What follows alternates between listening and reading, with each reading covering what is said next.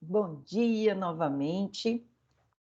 Para começar, pessoal, vamos só comentar bem rapidamente as questões que a gente fez na prova e no trabalho que era para até sexta-feira. Na verdade, eu adaptei algumas questões da prova, principalmente as que vocês mais erraram, para o trabalho de sexta-feira.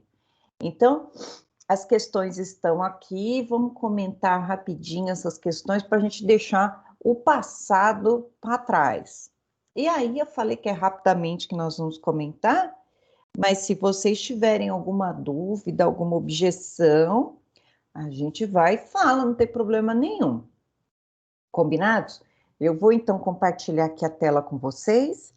Das questões, só vou aumentar um pouquinho aqui por motivos que a professora não enxerga nada. Deixa eu só dar uma... Eu só recortei e colei do AVA, gente. E aí ele fica azul. Deixa eu deixar ele... Ixi, começa a dar pau aqui. Não é isso que eu quero não, computador.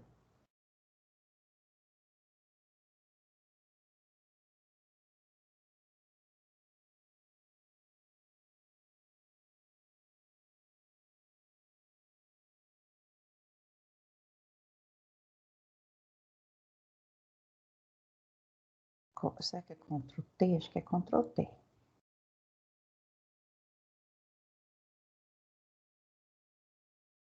Não, vou acabar deixando assim, né?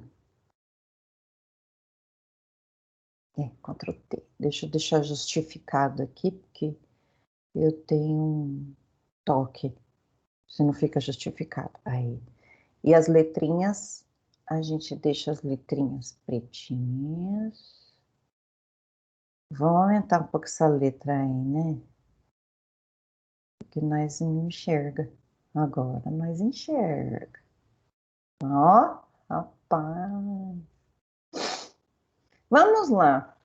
Coloquei de amarelo as falsas e o resto eu deixei do jeito que eu tirei do AVA. Fica um fundo azul estranho aí, mas se eu tentar tirar essa formatação, ele vai ficar o ó. Então, assim dá para gente fazer. Depois eu coloco para vocês essas questões no AVA lá, em alguma partezinha lá, para que vocês tenham elas em arquivo, né?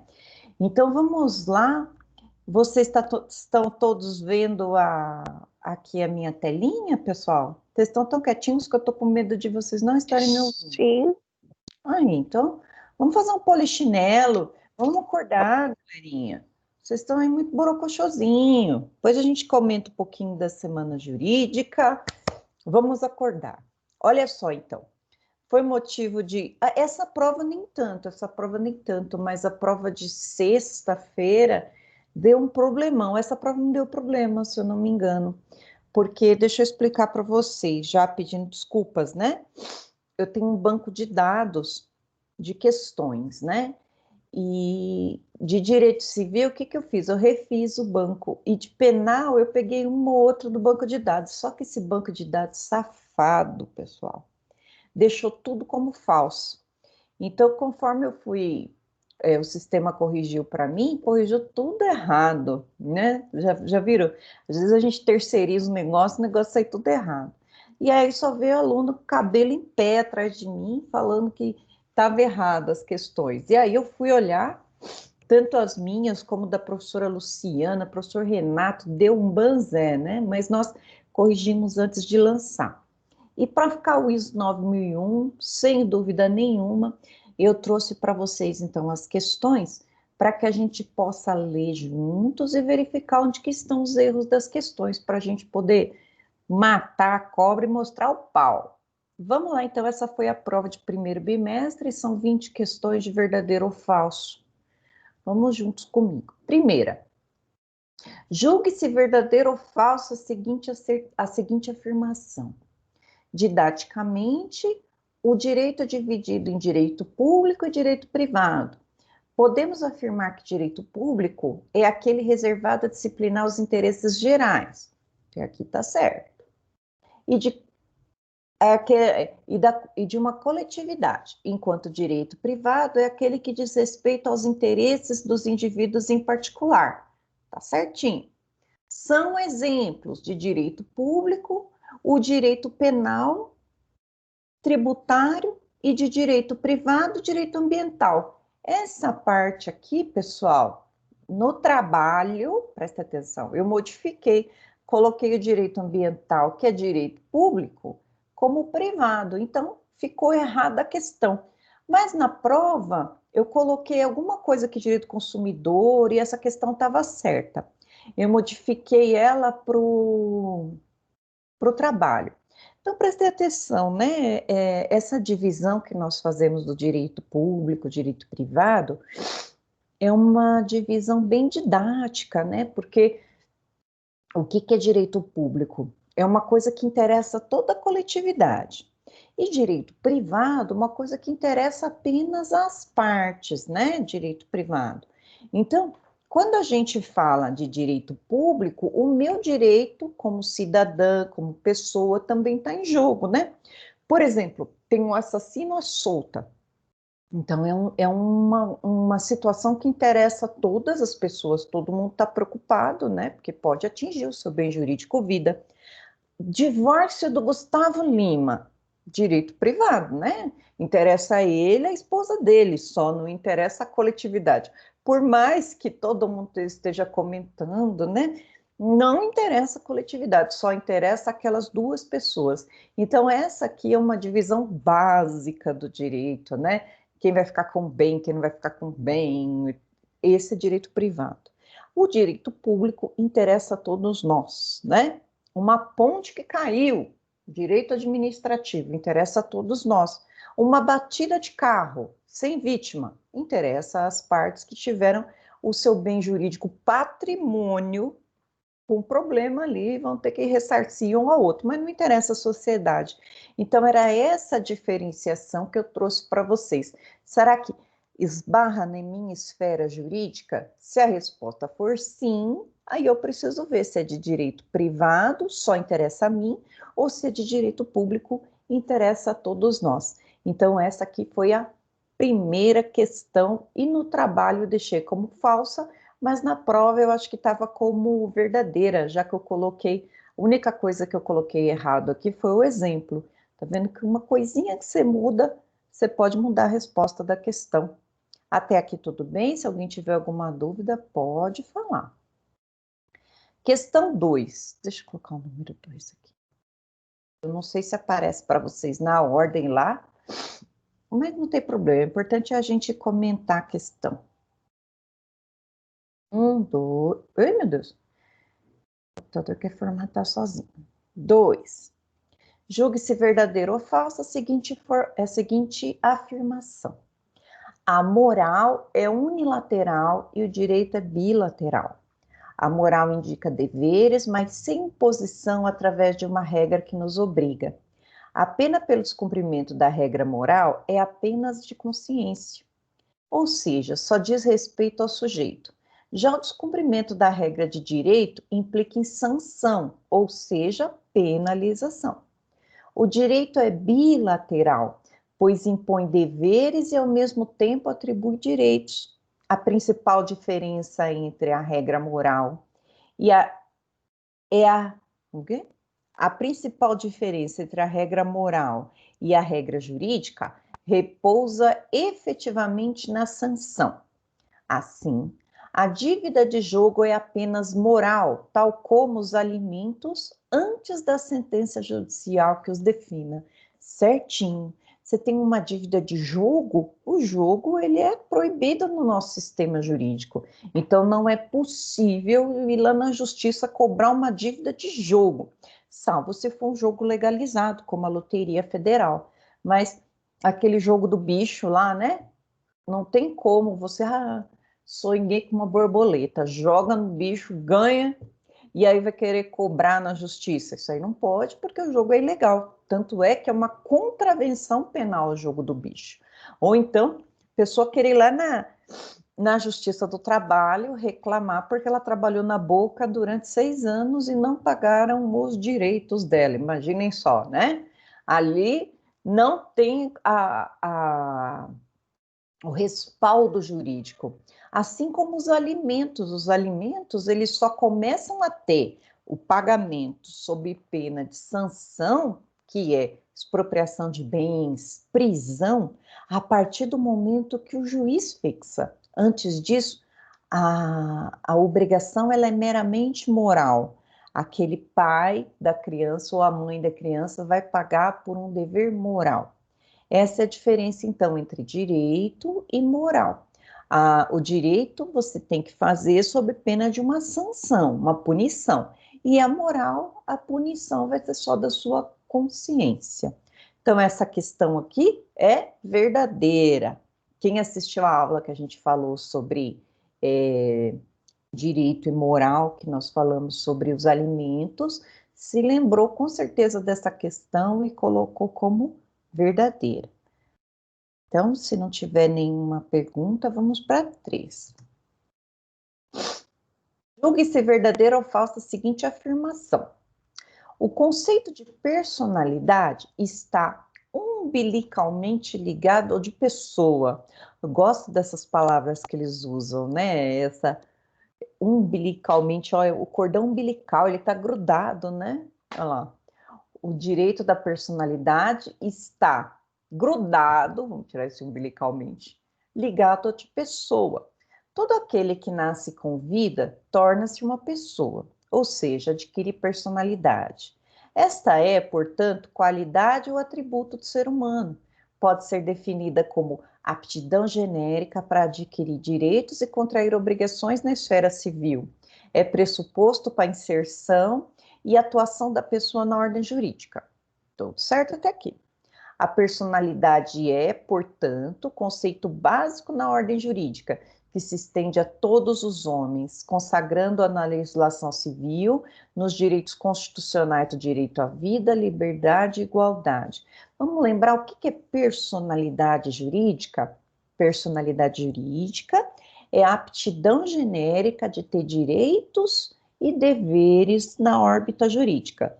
Quem tem personalidade jurídica, pessoal? Qualquer um nascido com vida. Bebezinho acabou de nascer, ele tem personalidade jurídica. Isso quer dizer, ele tem direito à certidão de nascimento, ele vai ter direito a um nome, ele vai ter direito à vida, alimentos e por aí vai. Vejam, ele tem personalidade jurídica. E a partir disso, nós estudamos se ele tem personalidade jurídica, ele tem, então, capacidade de fato. Alguém representa ele nos atos da vida civil até os 16 anos. E a partir dos 16 até os 18 incompletos, alguém vai assistir. Então, a gente falou de capacidade plena e capacidade limitada. E aí nós falamos que o Estatuto da Pessoa com Deficiência modificou. Antes a pessoa tinha uma deficiência mental, ela era absolutamente incapaz. Agora, somente absolutamente incapaz os menores de 16 anos. Mas o conceito de capacidade não se confunde com o direito de personalidade. Personalidade todos nós temos com o nascimento com vida. Agora, se a gente vai exercer esse direito sozinho ou representado, aí entra o Estatuto da Capacidade. Acho que esse assunto aqui está todo mundo ok? Se tiver alguma questão, podem me falar. Depois, número 3, 4. Questão 4. Julgue-se verdadeira ou falsa afirmação. Toda pessoa é capaz de direitos e deveres na ordem civil. Pessoa, porque nasceu com vida. A personalidade civil da pessoa começa com o nascimento com vida, mas a lei põe a salvo desde o nascimento com vida os direitos do nascituro. Opa, essa daqui tá errada. Ela põe a salvo desde a concepção. Espera aí, deixa eu dar uma olhadinha lá na nossa prova, se eu coloquei verdadeiro ou falso nessa. Agora eu fiquei cafifada. Pode ser que eu tenha esquecido. Essa me gerou dúvida, professora. Espera aí que eu posso Só eu confirmar se eu deixei verdadeiro ou falso essa 4, mas aí a gente já vê, tá? Eu acho que ela é falsa. Ela é falsa, porque não é desde o nascimento com vida que a lei põe a salvo, é desde a concepção. Mas eu quero saber se eu coloquei na prova. Aí eu tô perdida, aí eu vou ter que arrumar a nota ou deixar um crédito para vocês. Deixa eu só ver aqui rapidão. Vocês não estão vendo, mas eu tô entrando aqui no banco de dados.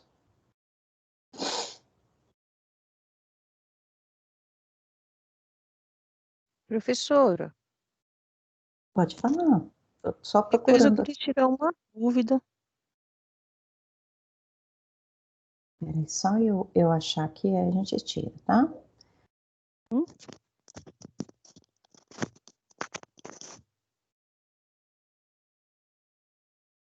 Cadê? É a número 4.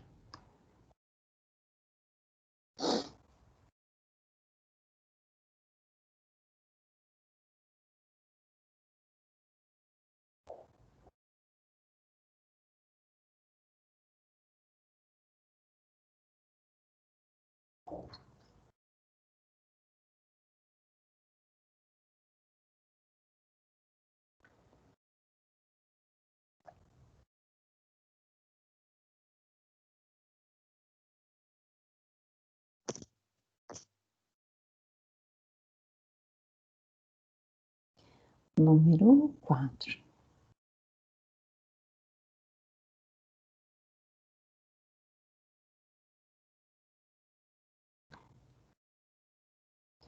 Julgue, toda pessoa é capaz de direitos e deveres na ordem civil. A personalidade civil da pessoa começa com o nascimento com vida, mas a lei põe a salvo desde o nascimento, tá errada.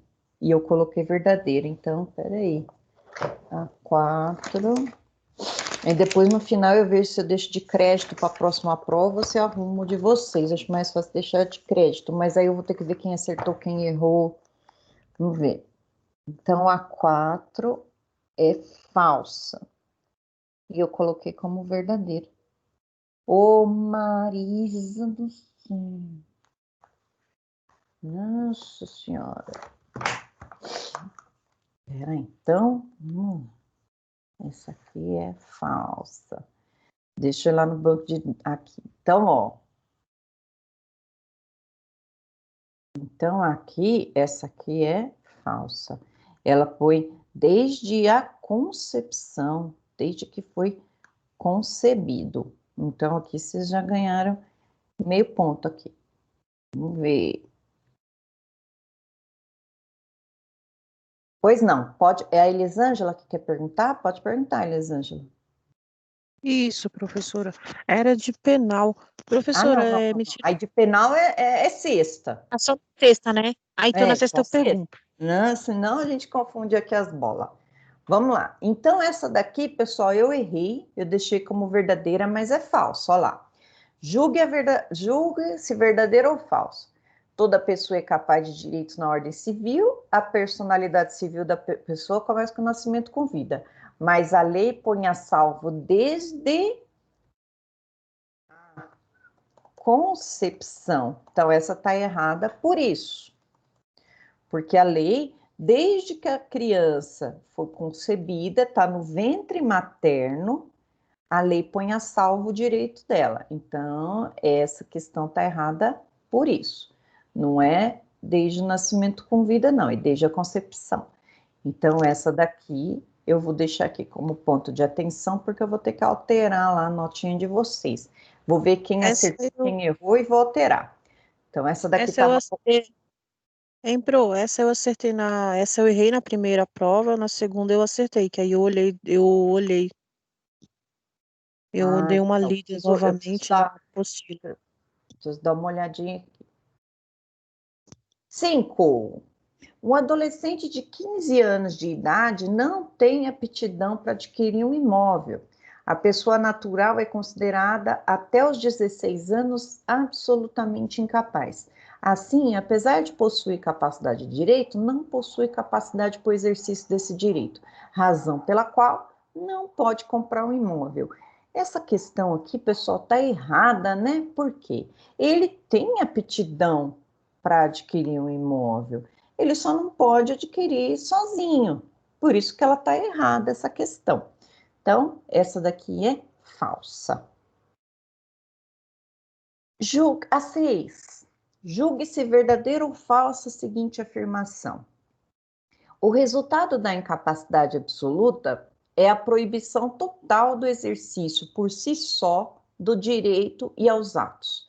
Nesse caso, devem ser praticados pelo representante legal do absolutamente capaz.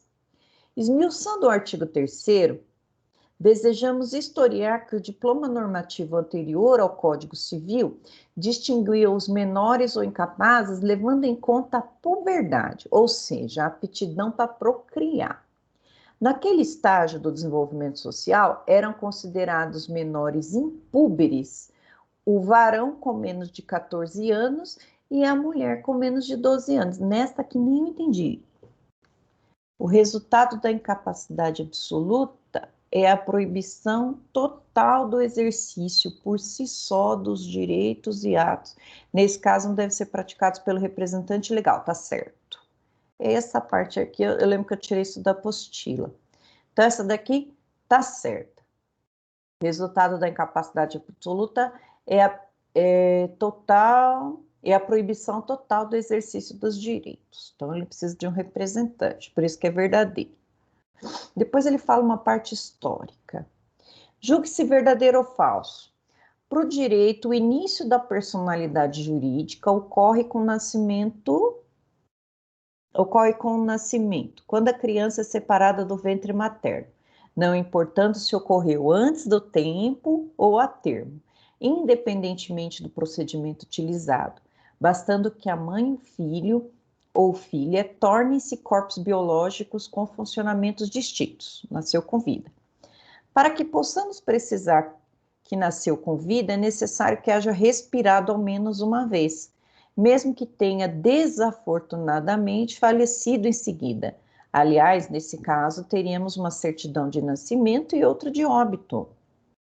Para o direito brasileiro, qualquer indivíduo, mesmo sem aptidão, órgãos com anomalias ou deformidades que venha a nascer com vida, será considerado pessoa.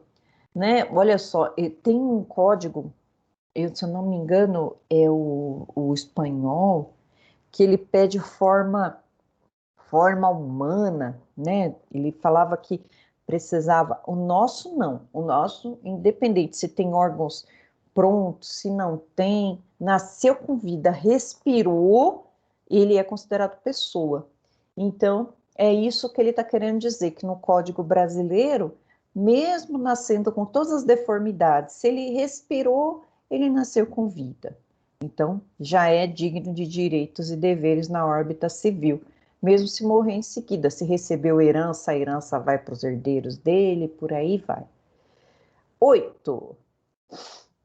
São absolutamente incapazes de exercer pessoalmente os atos da vida civil os menores de 16 anos, tá certo? Deficientes mentais sem capacidade de se comunicar, falso. Viciados em droga, falso. Cegos e idosos maiores de 80 anos, não. Absolutamente incapazes, só menor de 16. Essas pessoas necessariamente necessitam de ser representadas. Por sua vez, para a Suzana, período jurídica, está errado. Então, a 8 está totalmente errada. 9. Julgue-se verdadeiro ou falso a seguinte afirmação. São incapazes, relativamente a certos atos, a maneira de exercer, os maiores de 16 anos e menores de 18, os ébrios habituais, os viciados em tóxico, e aqueles que, por causa transitória ou permanente, não puderem exprimir sua vontade, os pródigos, os índios e os analfabetos. Olha só, o Código Civil não fala de analfabeto. Então, esse analfabeto veio aqui para deixar a questão falsa.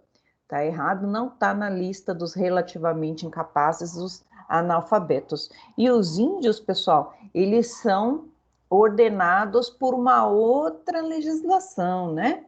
Os índios. Julgue-se verdadeira ou falsa a seguinte afirmação. A minoridade cessa aos 18 anos completos, quando a pessoa fica habilitada à prática de todos os atos da vida civil. Cessará para os menores a incapacidade de forma antecipada, aqui é emancipação, né? Nas seguintes situações: pela concessão dos pais ou de um deles na falta de outro, mediante instrumento público, independentemente de homologação judicial. Essa é a emancipação voluntária. Ou por sentença do juiz, ouvindo o tutor, se o menor tiver 16 anos completos, que é a emancipação judicial, pelo casamento, pelo exercício de emprego público efetivo, pela colação de grau e curso de ensino superior, pelo estabelecimento civil ou comercial, ou pela existência de relação de emprego, desde que, em função deles, o menor com 16 anos completo tem economia própria. Essa é a emancipação legal. Então, tá certo, tem os 3 tipos de emancipação na questão 10, tá certa? Julgue-se verdadeira ou falsa a seguinte afirmação. A emancipação é o instituto pelo qual a capacidade de fato é antecipada ao menor, assim ele poderá realizar sozinho todos os atos da vida civil. Por exemplo, podemos pensar em uma adolescente de 15 anos casada que resolve comprar um imóvel na planta. Ela poderá, sem nenhum vício de consentimento, assinar o contrato com a empreendedora e, caso haja algum problema no contrato, propor ação judicial para solucionar o impasse, desde que contrate advogado. Tá certo. Ela antecipou, ela é emancipada, então ela tem a capacidade. 12. Tá errada, vamos ver por que tá errada. Julgue se verdadeiro ou falso. Um adolescente genial de 14 anos de idade passou no vestibular de medicina em uma universidade federal. Conforme nosso Código Civil, no artigo 5º, inciso 4º, esse adolescente será emancipado de pleno direito. Isso significa que ele poderá realizar, sem a necessidade de um representante, todos os atos da vida civil, como mudar-se para a localidade, firmar contrato de aluguel, assinar os documentos de matrícula. Tá errado. E por que tá errado isso aqui, gente? Ó, porque ele passou no vestibular. Passar no vestibular não emancipa ninguém. O que vai emancipar esse menino? Colação de grau. Né? Olha o caminho longo entre passar no vestibular e a colação de grau. Então, esse daqui é o erro da questão. Por isso que ele não está emancipado só porque passou no vestibular. A lei é bem clara em falar colação de grau. 13. Julgue se verdadeiro ou falso. Luana, menor púbere, significa que é puberdade, né? Significa que ela tem 16 anos para frente, 12, desculpa, para frente. Resolve pedir aos seus tutores que a emancipe. Quando os tutores forem emancipá-la no Código Civil, deverá obrigatoriamente ser por via judicial, tá certo? Quando cabe tutela, o código é bem claro lá, que diz que precisa ser judicial. Tá certo, então, da Luana. Depois, essa está errada. Julgue-se verdadeira ou falsa. O pródigo, aquele que gasta tudo o que tem, é aquele que, sendo portador de um desvio de personalidade, gasta imoderadamente seu patrimônio, colocando-se constantemente em risco de ficar em situação de miséria, quer seja pela prática do jogo, pelo alcoolismo ou outras práticas que incluem a dilapidação patrimonial. Se o desvio da personalidade progredir a ponto de transformar-se em enfermidade ou doença, podemos abordar a situação em campo de incapacidade absoluta, mas com as alterações induzidas pelo Estatuto da Pessoa com Deficiência, a incapacidade do Código será absoluta, devendo o pródigo passar a essa condição após a sentença de interdição, com nomeação do curador, que pode ser promovida pelos pais, tutores, cônjuges, companheiros ou qualquer parente pelo Ministério Público. Nossa Senhora, aqui a gente misturou todos os conceitos. Progredir aponta transformar-se em enfermidade ou doença. Podemos abordar a situação no campo de incapacidade absoluta, mas com as alterações introduzidas. Ui? Com o Estatuto da Pessoa, a incapacidade do pródigo será absoluta. Não, tá errado. É relativa. A incapacidade do pródigo é relativa. A absoluta, lembrando, só menor de 16 anos. Por isso que ela está errada. Ainda eu coloquei uma absoluta bem grande aqui. Eu acho que vocês são míopes que nem eu. Ninguém tem dúvida até aqui, pessoal? Tô achando que vocês estão muito quietinhos. Vocês estão largando eu na live aqui. 15. De Xuxa. A lei estabelece a imutabilidade do nome, mas permite sua alteração em certas circunstâncias, como a retificação do nome, que poderá ser substituído por apelidos públicos e notórios. Antes, entre o prenome e o sobrenome, como Maria das Graças Xuxa Meneghel, ou no lugar do prenome, como se fez hoje, a exemplo de Pelé Arantes do Nascimento, que antes era chamado de Edson Arantes do Nascimento. A substituição do prenome ainda será admitida no caso de fundada coação ou ameaça decorrente de ajuda na apuração de um crime, no caso de testemunha, por exemplo. Nesse caso, é permitida, inclusive, a alteração do nome completo. Aqui algumas causas de alteração do nome que a gente viu. Essa assertiva está correta, posso alterar nesses casos. Depois, toda pessoa tem direito ao nome, nele compreendidos o prenome e o sobrenome. O nome da pessoa não pode ser empregado por outrem em publicações ou representações que exponham ao desprezo público, ainda quando não haja intenção difamatória, sem autorização. Não se pode utilizar o nome alheio em propaganda comercial. O pseudônimo, adotado para atividade ilícita, goza da proteção que se dá ao nome. Ponto. Tá igualzinho o artigo. Esse aqui, né? Então eu não posso usar o nome da pessoa, porque o nome dela é dela, né? O direito é dela de usar o nome. Não posso nem se for para falar bem, tem que ter autorização.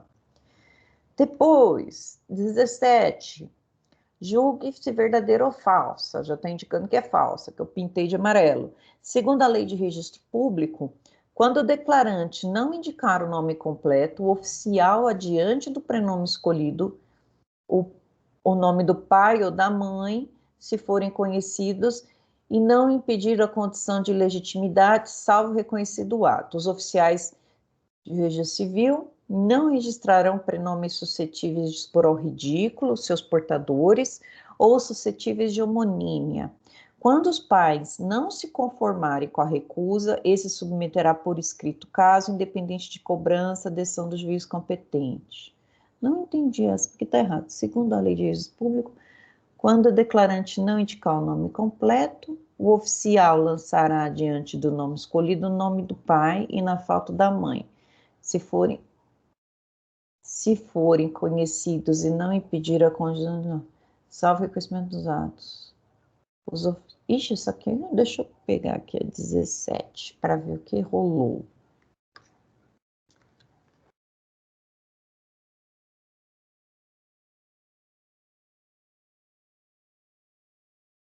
Dezessete.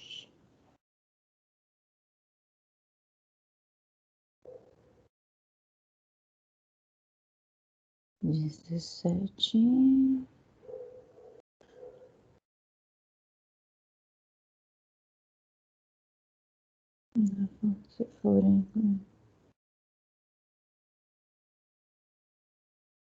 Essa aqui eu não sei porque que tá errada. Vou ter que olhar aqui e depois eu falo para vocês. Vou ter que dar uma olhada na lei. Quando o declarante não indicar o nome completo, o oficial lançará adiante do prenome. Vou olhar no intervalo essa. Então, deixa eu deixar essa aqui vermelhinha. Pode ser que eu tenha alterado para pôr nas questões também que era para vocês responderem até o dia 16, aí embananou tudo aqui na hora de trazer. Então, essa daqui ignora por enquanto. É plenamente possível que o interessado, no primeiro ano após ter atingido a maioridade civil, pessoalmente ou por procurador bastante, ou seja, que possa ser procurador, alterar o nome, desde que não prejudique os apelidos da família, averbando-se a alteração que será publicada na imprensa, que é verdade.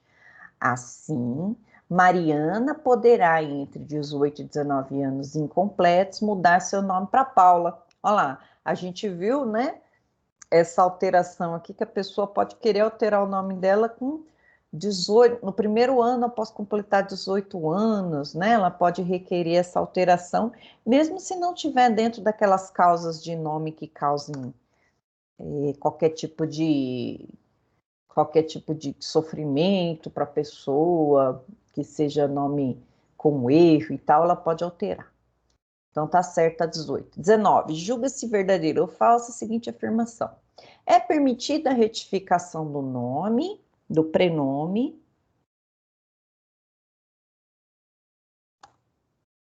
é permitida a retificação do prenome, esta, no erro evidente gráfico, a exemplo no sobrenome incorretamente grafado, que no futuro passa a causar problemas ao seu portador, por não corresponder corretamente ao dos pais. Nesse caso, o procedimento será aberto no próprio cartório com pedido de manifestação. Tá, é certo. Erro gráfico, né? Cláudia, aí coloca lá um Souza com um S, o pai é Souza com Z. Julgue-se verdadeiro ou falso. Podemos afirmar que o casamento é uma das formas legais de emancipação? Sim, né? Forma legal de emancipação é o casamento. Não precisa de nenhum provimento do juiz.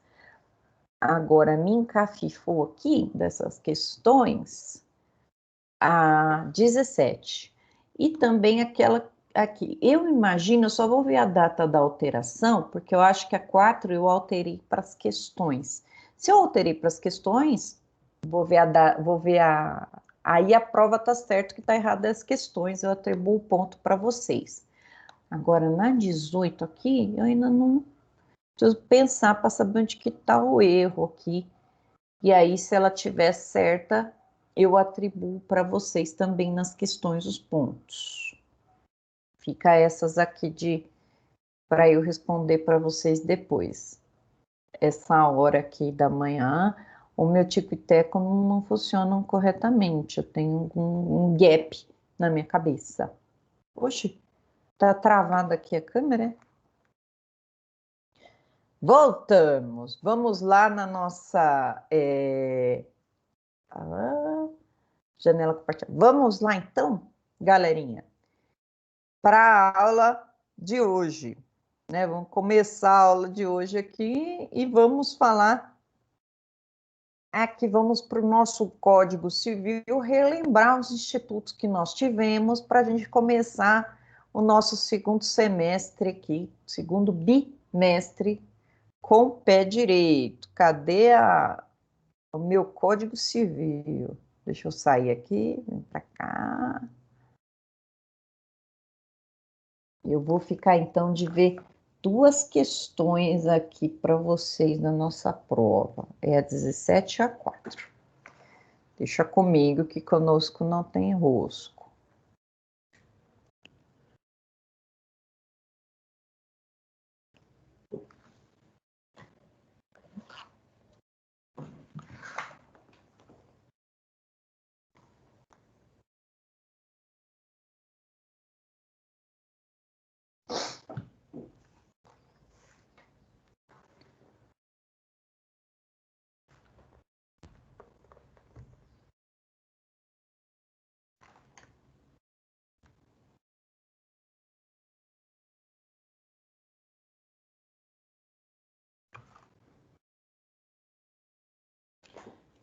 Todo mundo vendo o Código Civil aí?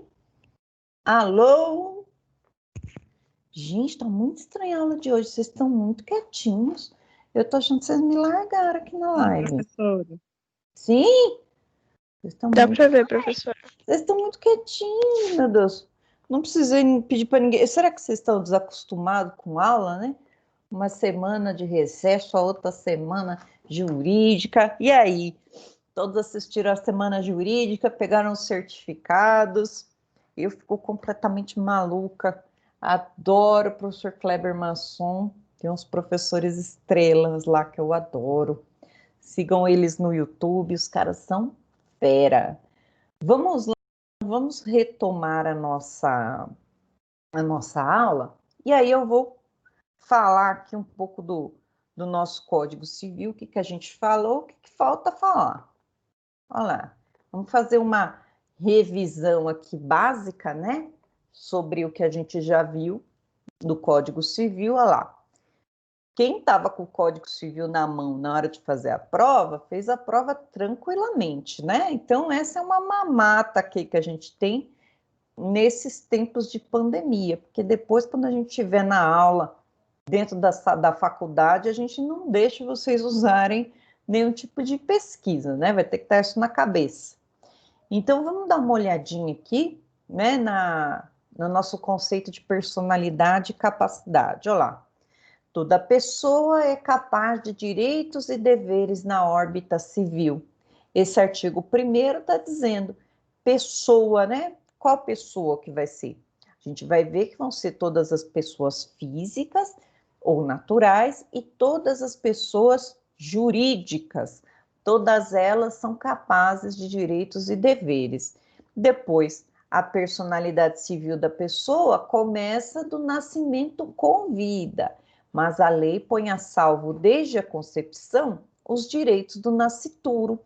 Aí ele está explicando o artigo 1º, está falando, opa, quem que é pessoa natural aqui? Pessoa natural é aquela que nasce, e o nascimento tem que ser com vida. Mas desde que ela está sendo gerada, desde o ventre materno, ela já vai ter alguns direitos, né? Direitos esses que são cobertados mesmo se não nascer com vida. Por exemplo, se a criança nasce morta, que a gente chama de natimorto, ele ainda tem direito ao nome, tem direito à sepultura. Então, ó, para ser pessoa, precisa nascer com vida. Depois, são absolutamente incapazes de exercer pessoalmente os atos da vida civil os menores de 16 anos. No artigo 3º, ele está tratando de capacidade. Está falando, olha, direito você já tem porque você nasceu com vida, mas você é capaz de exercer esse direito?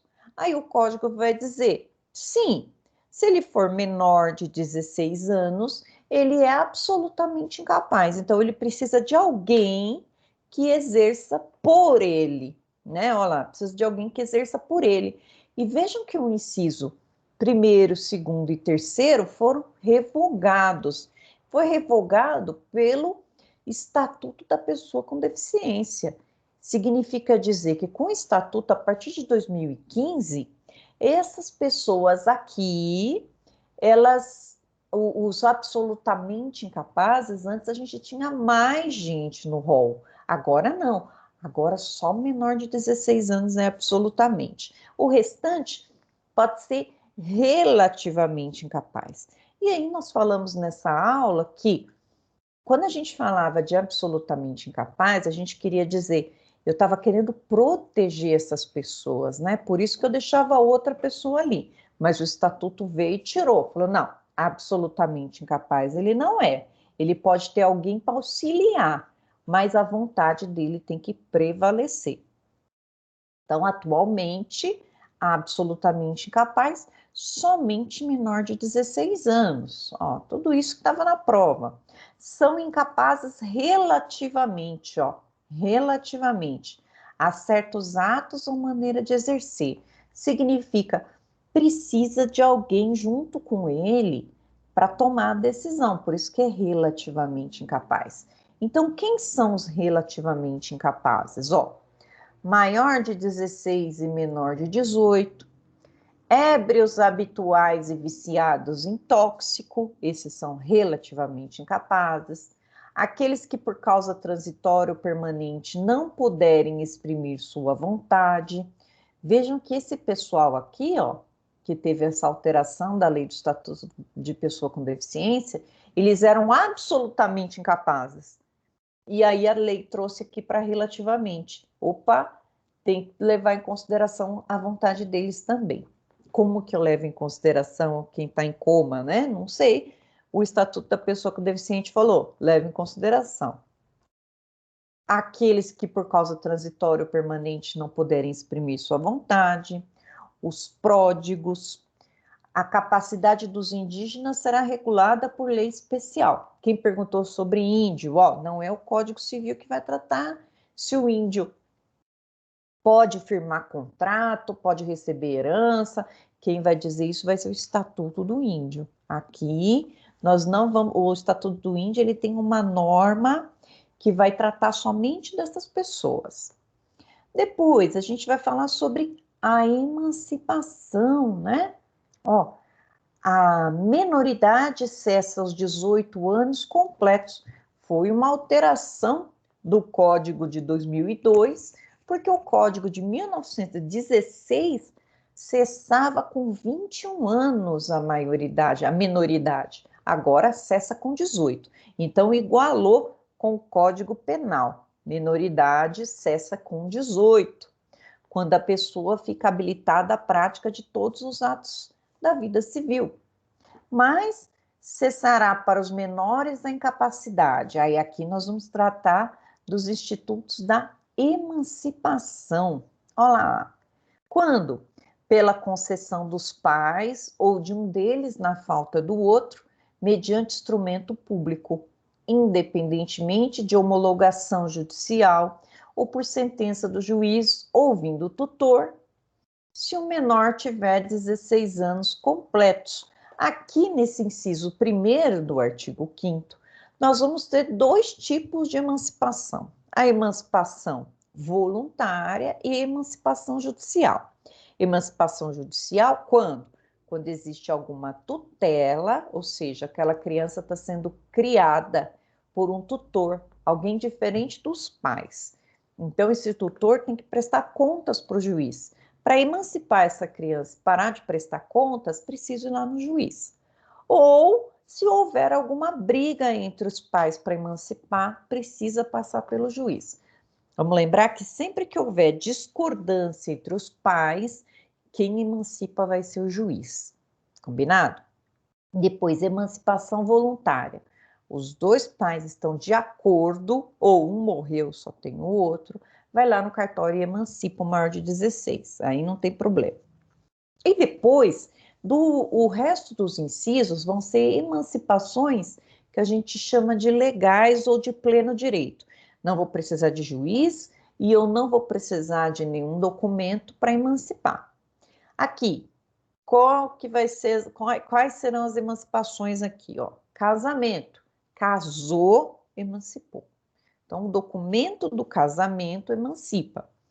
Exercício de emprego público efetivo. Olha lá, passou no concurso antes dos 18 e já está exercendo.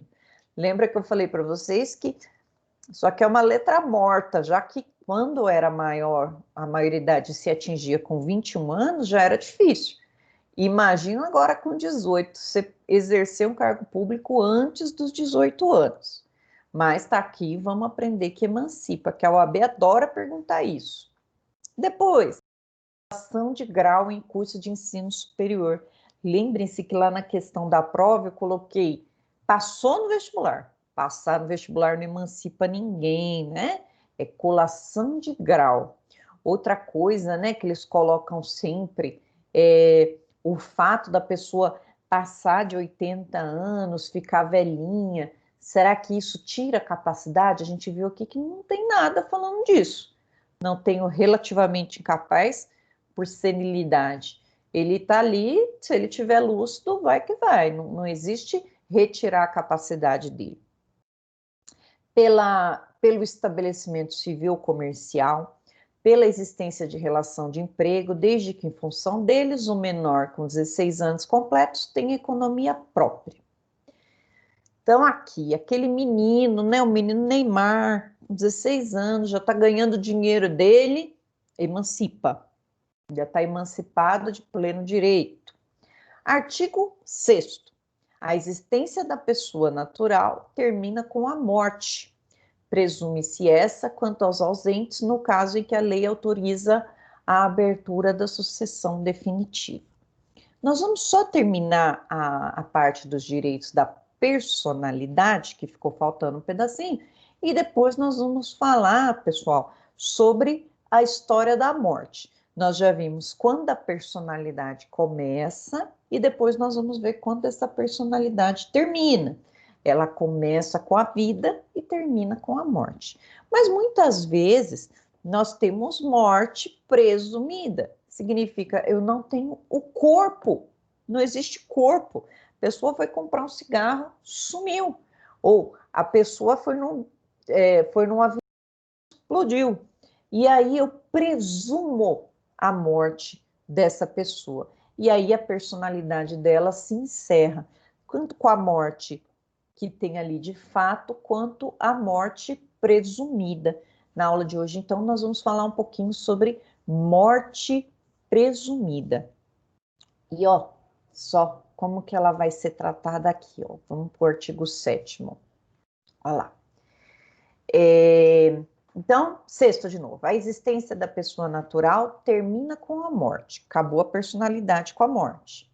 Presume-se a morte, quanto aos ausentes, nos casos em que a lei autoriza a abertura da sucessão definitiva. Vamos pensar numa pessoa que tenha bens e ela simplesmente sumiu. Foi comprar um cigarro, sumiu. Subiu num balão cheio de bexiga, sumiu. O que eu faço com o bem dessa pessoa? Aí aqui, pessoal, a gente vai ter um instituto, né, que vai se chamar, né, Instituto da Ausência. E aí vamos começar a abrir um inventário, aguardando essa pessoa voltar. Vamos ver o que a lei vai dizer aqui, né, que é o tal da morte presumida. Olha lá. Pode ser declarada a morte presumida sem decretação de ausência. Na decretação de ausência, significa, vai ter um prazo em que a gente vai cuidar dos bens dessa pessoa que sumiu para ver se ela volta, para ver se ela aparece. Então, eu não vou dividir tudo que ela tem para os herdeiros. Eu vou aguardar, né, essa decretação de ausência e vou esperar ela voltar. E aí, nós temos aqui a possibilidade que ela volte. Mas vamos ter situações em que é muito provável que essa pessoa morreu e não vai achar o corpo. Então, a gente tira essa decretação de ausência. Quando fala em decretação de ausência, significa um prazo que a lei manda ter para ver se essa pessoa volta. Olha lá, como que o código vai tratar? Pode ser declarada a morte presumida sem a decretação de ausência. Morreu mesmo. Nem vou esperar voltar porque não volta. Se for extremamente provável a morte de quem estava em perigo de vida. Vamos pensar naquela situação de um avião, aquele avião que bateu lá em Congonhas, né? Que bateu no muro, né? Ele foi subir, bateu no muro, perdeu a força, morreu todo mundo lá. E não deu nem para identificar, né? Só identificou pela lista de passageiros. Nesse caso, já tem uma declaração, o próprio juiz já emite a declaração de óbito sem aguardar a pessoa voltar, né? Que é extremamente provável que ela morreu. Depois, 2, se alguém desaparecido em campanha ou foi prisioneiro, não foi encontrado até 2 anos após o término da guerra. Aqui, né, a pessoa foi para a guerra, depois de 2 anos que a guerra acabou, ele não voltou. Esses 2 casos do inciso 7º, é muito provável que a pessoa tenha morrido. Estava em perigo, foi para a guerra e não voltou depois da guerra, né? Parágrafo único. A declaração da morte presumida nesses casos somente poderá ser requerida depois de esgotadas buscas e averiguações, devendo a sentença fixar a data provável do falecimento. Casos, então, de morte presumida. Extremamente provável que essas pessoas morreram, porém, não tem o corpo. Eu tenho morte encefálica lá, declarada por um médico, eu tenho a morte de fato. E a morte presumida, pode ser que essa pessoa tenha morrido. Maravilha? Então, já quis ler para vocês, que vai ser a matéria que nós vamos abordar. Depois, está falando sobre registro, né? Ó. Serão registrados em registro público. O que é registrado e o que é averbado? Primeira diferença, né? No registro, eu vou abrir uma certidão nova. Tem uma certidão nova. Na averbação, eu já tenho a certidão e vou colocar algo a mais. Então, olha só, o que é registrado? Nascimento, casamento e óbito, eu registro.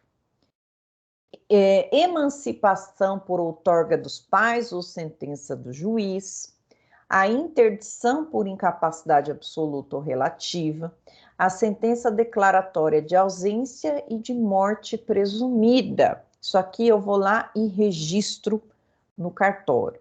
E a averbação, o que é isso? Da sentença que decreta a nulidade ou anulação de casamento, o divórcio, a separação e o restabelecimento da sociedade conjugal, os atos judiciais e extrajudiciais que declararem ou reconhecerem filiação. Olha só, então vamos pensar numa certidão de casamento em que haja um divórcio.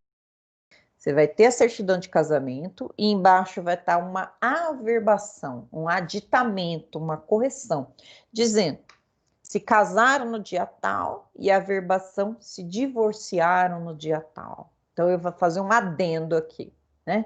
Ou eu tenho uma certidão de nascimento e uma averbação declarando que se reconhece a filiação. Essa é a diferença, então, de registro e averbação. Vamos, antes de falar da morte presumida, falar um pouquinho dos direitos da personalidade, que nós começamos a falar na aula passada, né? Que eu disse para vocês quais são as características do direito da personalidade, falamos de arremesso de anão, falamos de várias situações de direito da personalidade, e eu não pedi direito da personalidade na prova, vou deixar para o segundo bimestre. Mas vamos dar uma lidinha aqui nos direitos da personalidade, que eles são muito importantes e muito interessantes da gente estudar. O que é isso? Olha lá, vamos no 11. Com exceção dos casos previstos em lei, os direitos da personalidade são intransmissíveis e irrenunciáveis, não podendo seu exercício sofrer limitação voluntária. Primeiro, o que são direitos da personalidade? São direitos inerentes à pessoa humana. A gente chama de tutela jurídica da alma. O que a pessoa humana precisa para ter dignidade, né? Ela precisa dos direitos da personalidade, direito ao corpo, direito à honra, direito à vida digna, direito a uma alimentação, moradia. Tudo isso faz parte dos direitos da pessoa, da personalidade. Então, eles são intransmissíveis, irrenunciáveis, imprescritíveis, que a gente viu lá na aula passada e está lá na última sessão da unidade 2, todas as características do direito da personalidade. Depois, 12. Pode exigir-se que cesse a ameaça ou a lesão a direito à personalidade e reclamar perdas e danos sem prejuízo de outras sanções previstas em lei. Olha que interessante aqui, e eu lembro do caso lá daquele programa Pânico, né? Que estava sobre aquela moça Carolina Dickmann, e eles queriam aquele horroroso, né? Que era sandália, tinha a sandália da humilhação, né? Que eles queriam que a pessoa calçasse uma sandália, porque para eles aquela pessoa ali, ela não era humilde, ele queria que a pessoa fosse humilde, uma coisa assim. E aí eles deram para perseguir uma atriz da Globo lá, a Carolina, e ela não queria saber desse programa, e o programa ficava correndo atrás dela o tempo todo. E o que ela fez ali como um direito à honra, direito à personalidade? Ela foi na justiça e falou: quero que cesse essa perseguição. E aí, para garantir a ela esse direito à honra, o juiz foi lá e, opa, vocês não vão poder andar tantos metros dela, porque ela tem direito à personalidade dela, não vão poder. Tanto é que quem se lembra, né, daquela época, a menina tinha acabado de perder um bebê, estava internada não sei que andar do prédio, aqueles palhaços lá do programa subiram com uma escada Magiro lá no prédio para poder filmar a menina lá, né? E ninguém sabia que ela estava lá internada porque ela tinha perdido uma criança. E aí eles tiveram multa diária, no caso, eu não lembro se era a Rede TV ou a Band, tiveram multa para quê? Para cessar essa perseguição. E às vezes pode ser perseguição, pode ser só citar o nome da pessoa. Então, você entra na justiça para quê? Para cessar a ameaça de lesão ou a lesão ao direito da personalidade. Então, não quero nem que fale o meu nome. Se falar o meu nome, você já está infringindo o direito da personalidade. Então, vejam que essa tutela judicial, ela pode ser para que cesse a ameaça de lesão. Olha só que interessante, né? Parágrafo único. Em se tratando de morto, terá legitimação para requerer a medida prevista nesse artigo o cônjuge sobrevivente ou qualquer parente em linha reta ou colateral até o 4º grau. Aqui, quando você cita nomes ou você vai na justiça buscar proteção de alguém que morreu. Aí a gente lembra daquele caso, né? Direitos da personalidade tem um monte de exemplo. O caso do Cristiano Araújo, que era um menino cantor, né, de música sertaneja, e ele sofreu um acidente, enfim, e morreu. E lá durante, né, a limpeza do corpo para enterrar e tudo, aquele pessoal que trabalhava com a limpeza do corpo começaram a filmar o menino sendo preparado para o enterro, né? E ele ali, né, ele não tem direito à personalidade, mas a família dele tem, e a memória. E foi horrível, né? Mostraram ele nu e levanta um pedaço de corpo e mostra a barriga aberta, enfim. Então, qualquer um daqueles ali, das pessoas, cônjuge ele não tinha, mas o pai, a mãe, os irmãos poderiam entrar, e entraram, né, na justiça para cessar a veiculação daquelas imagens, né? Apesar que até hoje lá no... você não, né? Mas se procurar lá no Google, consegue ver as imagens do menino sendo preparado para o enterro, né? Está lesando o direito da personalidade. Nós vamos ver que nós temos direito ao corpo vivo e ao corpo morto. Mas quando a gente morre, encerra, né, a personalidade jurídica, resta a nossa família buscar essa proteção, não mais a gente, né? E aí, ó, tá dizendo que pode ir lá buscar que cesse essa ameaça na justiça. Olha só que legal. Tanto é, né, que teve também uma reportagem, não sei se vocês se lembram, eu não vou lembrar o nome do jornalista agora, era um jornalista do Fantástico, e ele fez um texto sobre a morte do Cristiano Araújo e a comoção das pessoas com a morte dele, né? Estou tentando lembrar. E aí ficou um tom assim, o que ele quis, o que o jornalista quis demonstrar era, né, como que uma multidão é arrastada e comovida com a morte de um cantor sertanejo, minimizando a vida daquela pessoa, né, em face da comoção que foi muito grande, perto da validade da vida daquela pessoa. E nesse caso aqui, né, a família dele também conseguiu reparação de danos pelo tom que foi usado ali, um tom preconceituoso, um tom que quis mostrar que a vida dele não valia tanto assim. Então também foi direito da personalidade aqui, do morto, foi revertido para a família. Então isso que está dizendo aqui o parágrafo único do artigo 12. 13. Salvo por exigência médica, é defeso, ou seja, proibido, o ato de disposição do próprio corpo quando importar diminuição permanente da integridade física ou contrariar os bons costumes. Parágrafo único. O ato previsto nesse artigo será admitido para fins de transplante na forma estabelecida em lei especial. Olha só que legal, aqui ele está falando do direito do corpo vivo. Está dizendo que a gente pode abrir mão de parte do nosso corpo, desde que por exigência médica.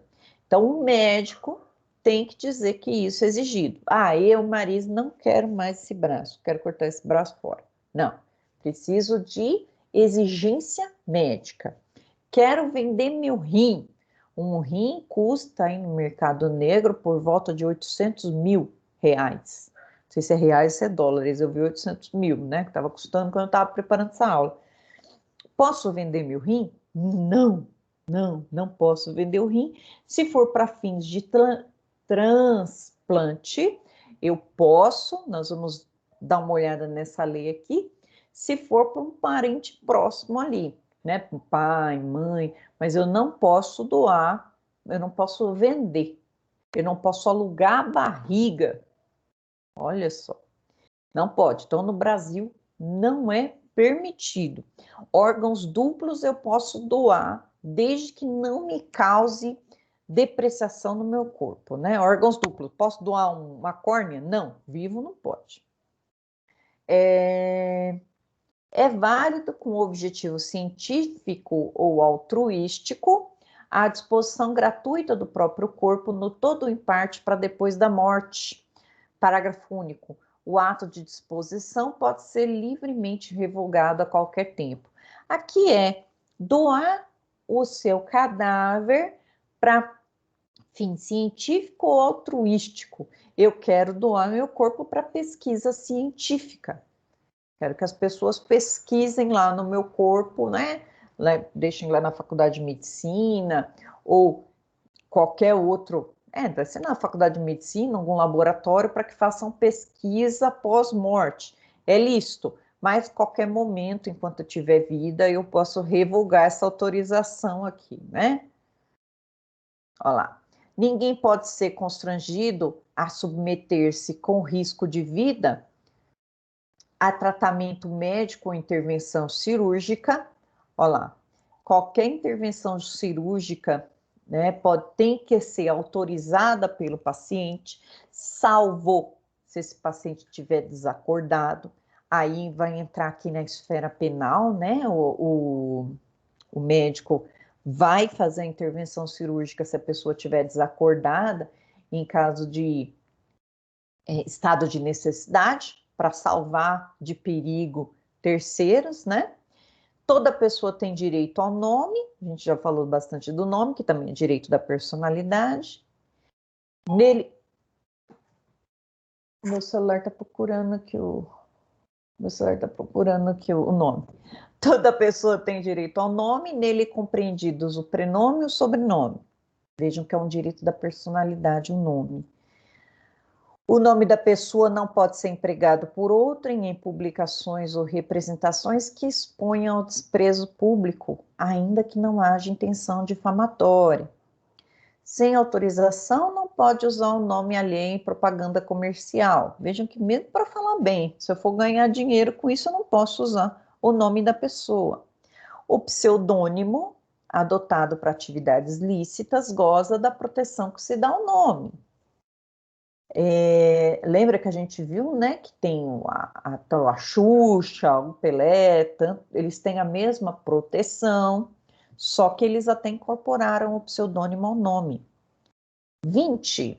Salvo se autorizadas ou necessárias na administração da justiça ou a manutenção da ordem pública, a divulgação de escritos, a transmissão da palavra ou publicação, a exposição ou utilização de imagens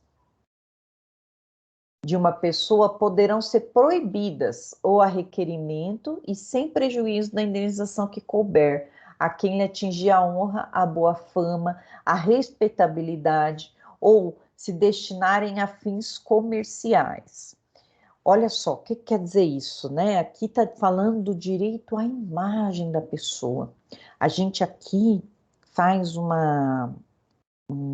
enlace, né, com o direito penal para lembrar que a Constituição diz que ninguém pode ser condenado senão depois da sentença penal condenatória.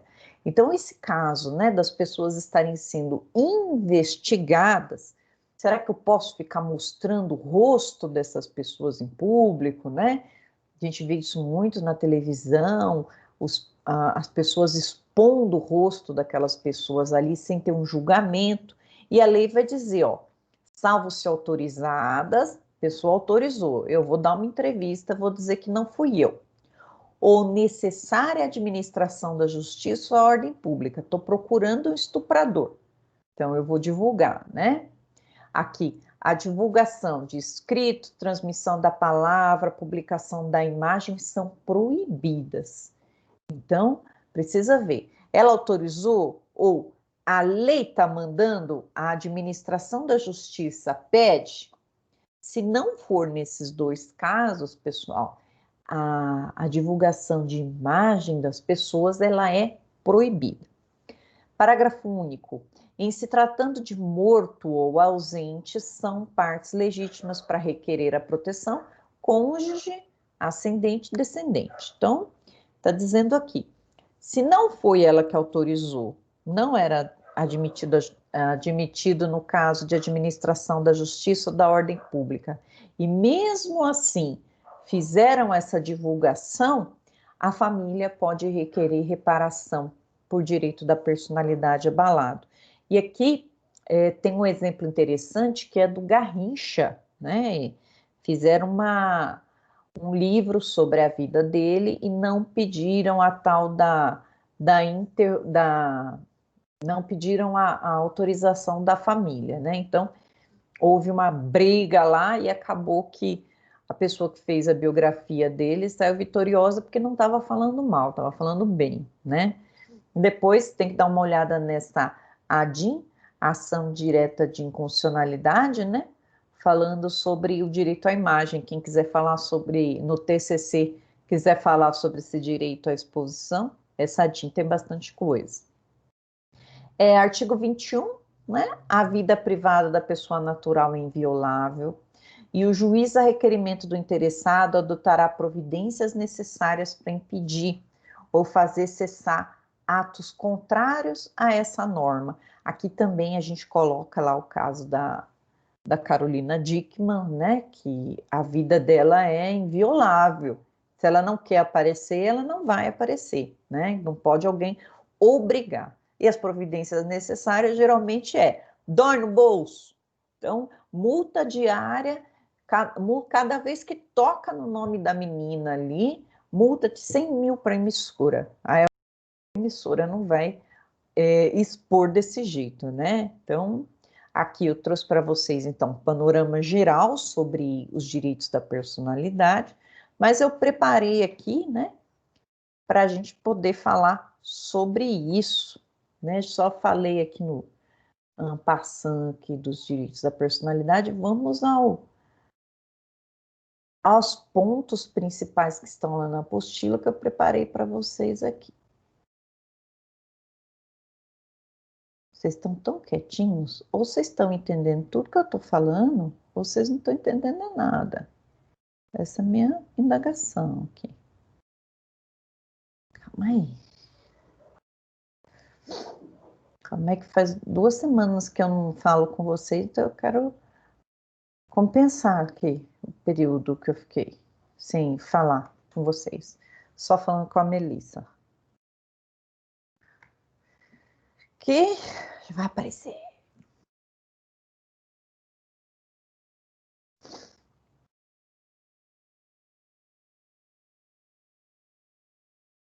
Tá. E é óbvio, né, que eu nunca começo nada pela metade. Eu vou falar, retomar aqui os direitos da personalidade.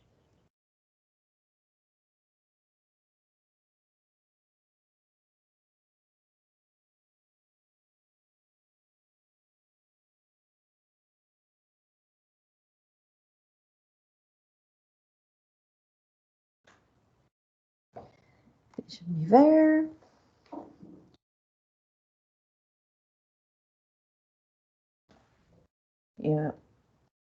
Se eu não tiver uma briga séria com esse aplicativo aqui, nós não vive, né, gente? Tem. Ah, estão vendo, galera? Eu tô achando que tá aparecendo. Tá. Peraí, deixa eu voltar. Tá. Iniciando as legendas. Ixi, gente, cada hora aparece uma coisa diferente aqui no meu computador. Ai, não gosto de ir pro Japão comprar computador por isso. Entendi. Deixa eu colocar que eu entendi aqui. Entendi nada. Tá falando por legenda, mas tudo bem. Ouvindo! Está falando por legenda, mas todo mundo ouvindo. Está falando Marisa linda. Olha lá. Vocês estão vendo isso? Gente, que é isso? Isso é macumba. Aí, vou voltar aqui. Aí, pronto. Acabou aquele treco ali. Vamos lá. Vamos retomar aqui o nosso querido direito da personalidade. Deixa eu tomar água que eu tô falando mais que a mãe da cobra.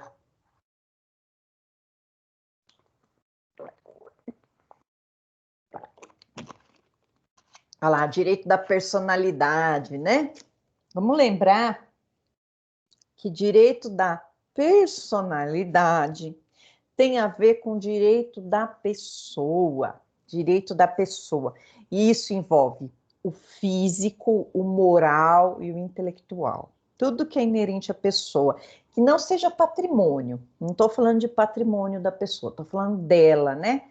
A parte física, a parte moral, a parte intelectual. O que ela produz, o que ela pensa, o que ela sente, o corpo dela. E toda vez que um direito da personalidade é infringido, gente, existe uma reparação.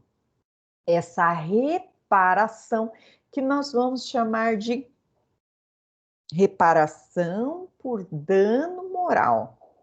Para existir, isso é importante. Para existir reparação por dano moral, é preciso que haja um abalo à personalidade. Se não houver abalo à integridade física, moral ou intelectual da pessoa, o juiz não dá reparação por dano moral. Ele vai dizer que é mero aborrecimento. Vocês vão ouvir isso muito na vida de vocês. Vocês vão entrar com um pedido de reparação de dano moral para o cliente de vocês. E no final o juiz não vai dar, ele vai dizer que é mero aborrecimento, né? Mero aborrecimento significa não houve o prejuízo à personalidade. Então, deixa eu dar um exemplo para vocês que existe na jurisprudência. Vamos pensar, né? Vamos pensar que o nosso cliente vai lá nas Casas Bahia, e ele vai comprar todo o enxoval dele de casamento, né? Ele vai comprar geladeira, TV, micro-ondas, corda para varal, sofá, cabeceira, enfim, vai comprar a casa toda e vai parcelar, né, a perder de vista. E esse rapaz, muito contente, muito feliz, encontrou o amor da vida dele, vamos. Você tem um nome bom? Tem, meu nome é bom, nunca tive nome sujo, sempre paguei minhas continhas e tal. Chegando lá nas Casas Bahia, ele vai e escolhe com a pessoa amada dele tudo e vai parcelar em até 24 vezes. Quando ele se dirige até o balcão de pagamento, eis que vem a notícia. Ele não vai conseguir comprar aqueles produtos porque o nome dele está negativado. Aí ele liga no banco e fala assim, e geralmente essas coisas só acontecem no final de semana, né? Você não consegue falar com ninguém. Mas vamos supor que era 1h da tarde na segunda-feira. Ele ligou no banco e aí o banco falou, olha, senhor, o senhor está com problema aqui com o cheque devolvido. Então, o senhor já tem um cadastro aqui no órgão de proteção ao crédito. Eu falei, mas cheque? Nem cheque eu tenho. Deve ter tido algum problema aí. Não, o senhor tem. Ou seja, veja o constrangimento que essa pessoa passou pelo nome negativado indevidamente. Ele vai lá no banco mais tarde e consegue resolver. Mas até aí, né? A pessoa amada dele foi embora, frustrou os planos para o casamento, terminou com ele ali mesmo, no balcão das Casas Bahia e foi embora. Vejam o abalo à personalidade dele, né? Ele que é uma pessoa que sempre cumpriu com o papel social dele. Esse é o primeiro exemplo. Segundo exemplo, a pessoa tem o nome mais sujo que pau de galinheiro. Tá sujo, não, tá tudo sujo. E aí ele chega lá nas Casas Bahia e quer fazer um crediário, né? Só que chegou lá no crediário, não consegue fazer o crediário. E aí diz para ele assim: olha, está constando aqui que o senhor tem um cheque devolvido. Aí ele: cheque? Mas eu nem uso cheque. Liga no banco. Aí o banco fala: ó, o senhor está com o cheque devolvido. Ele falou: não, mas eu não uso cheque. Eu falei: ixi, então foi algum erro que o senhor está com o cheque devolvido, então nós vamos tirar essa anotação desse cheque, porque realmente não é seu.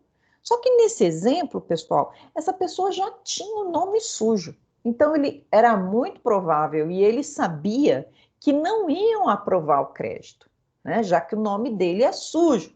Mas ele descobriu que estava sujo, mais sujo ainda, né? Caiu um balde de tinta onde já estava tudo sujo. Então vejam, nesse caso, ele não teve um abalo à personalidade. Ele teve um mero aborrecimento, né? Por quê? Não posso usar o tom que eu uso em sala de aula, né? Para deixar bem claro, mas deixa eu pensar em outra coisa, né? O que é uma unha quebrada? Quem está com todas as unhas quebradas, né? Não ficou bem o impacto, mas o que é uma coisinha a mais para quem já está com tudo pro brejo, né? Então, nesse caso, não houve abalo ao direito da personalidade. Então, nesse caso, não adianta entrar com ação contra o banco pedindo reparação moral por aquele cheque. O que você vai ter direito nesse caso vai ser: retira a anotação do cheque, mas você não vai ter direito à reparação de danos. Diferente daquela pessoa com o nome limpinho que o banco colocou indevidamente ali. Então, nesse caso, tem uma bala personalidade, no outro, um mero aborrecimento, que vai garantir a ele que tire essa anotação errada. Nos dois casos teve uma anotação errada, mas o abalo à personalidade vai ser daquele que não tinha um nome sujo. Vocês conseguiram entender? Olha só, é só um exemplo de reparação por danos morais. Outra coisa importante, né?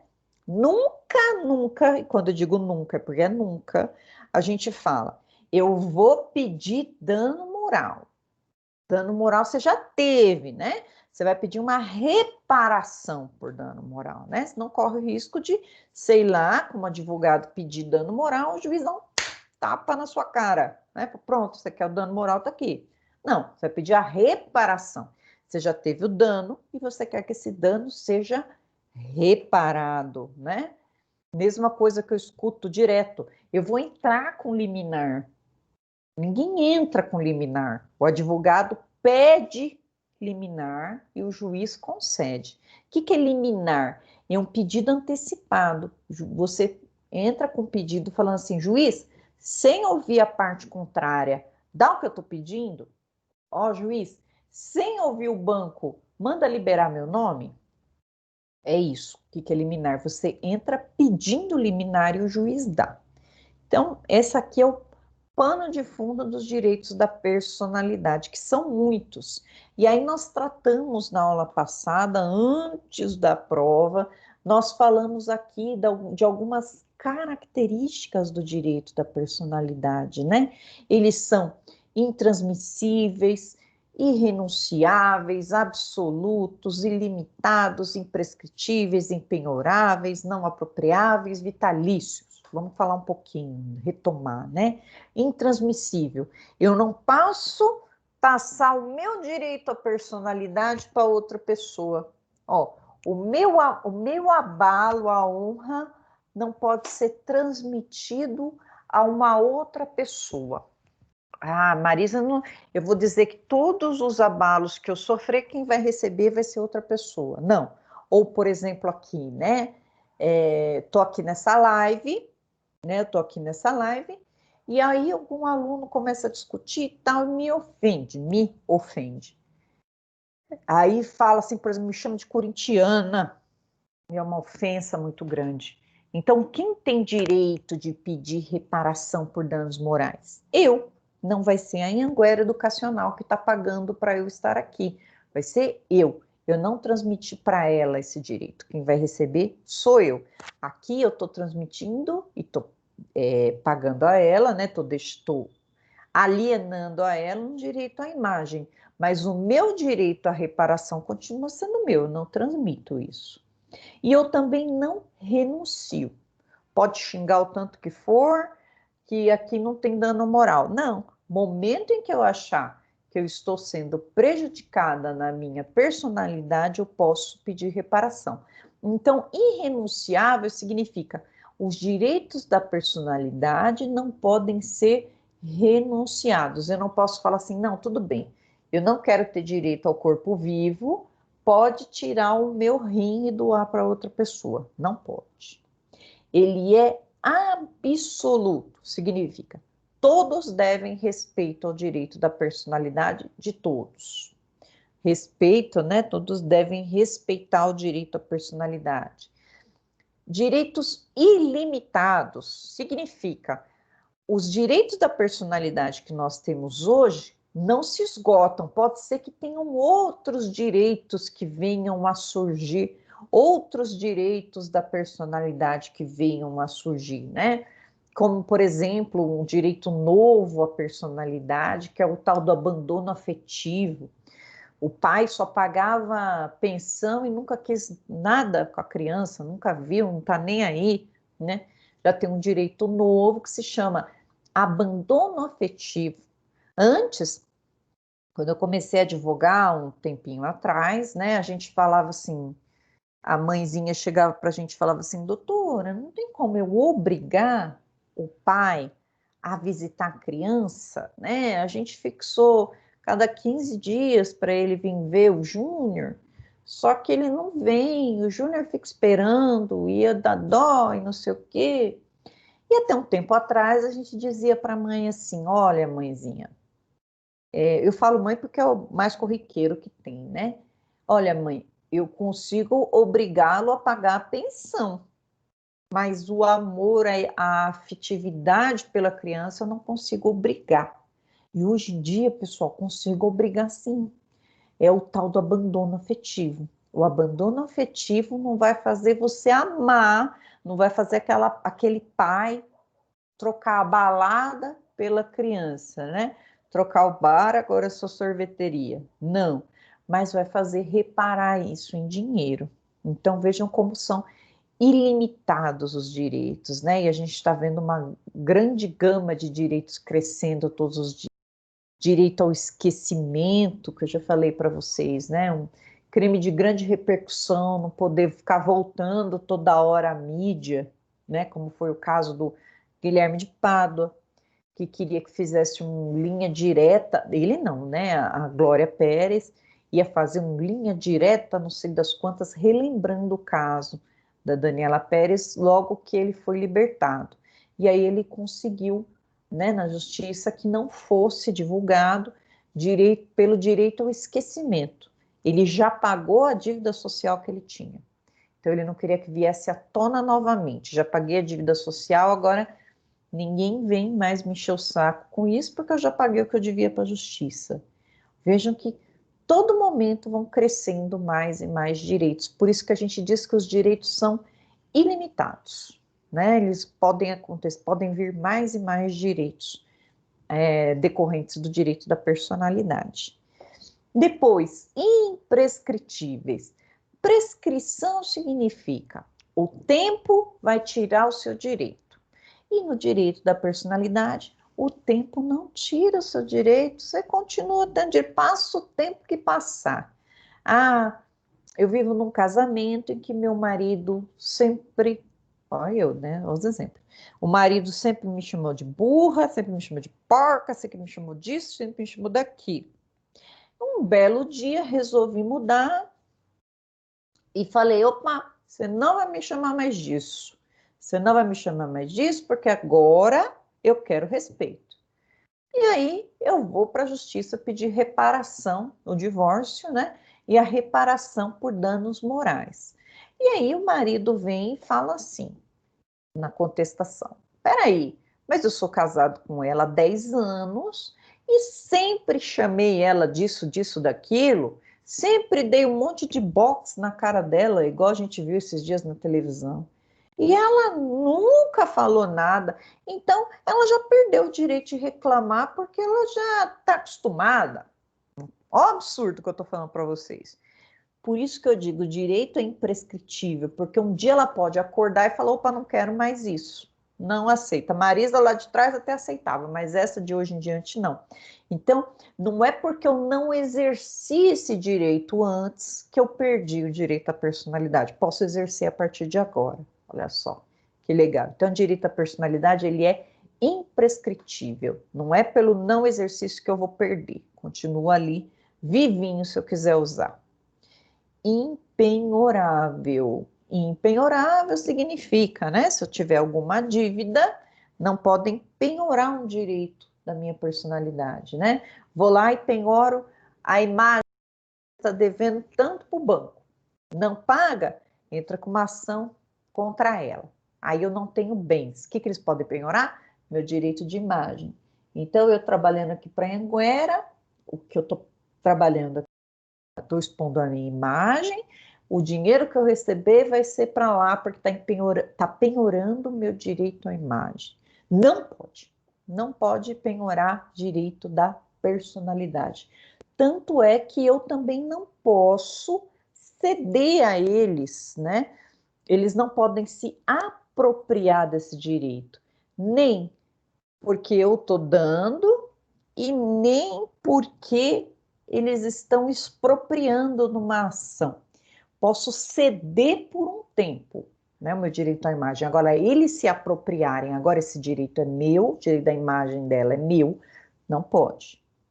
E eles são vitalícios. Enquanto eu viver, esse direito é meu.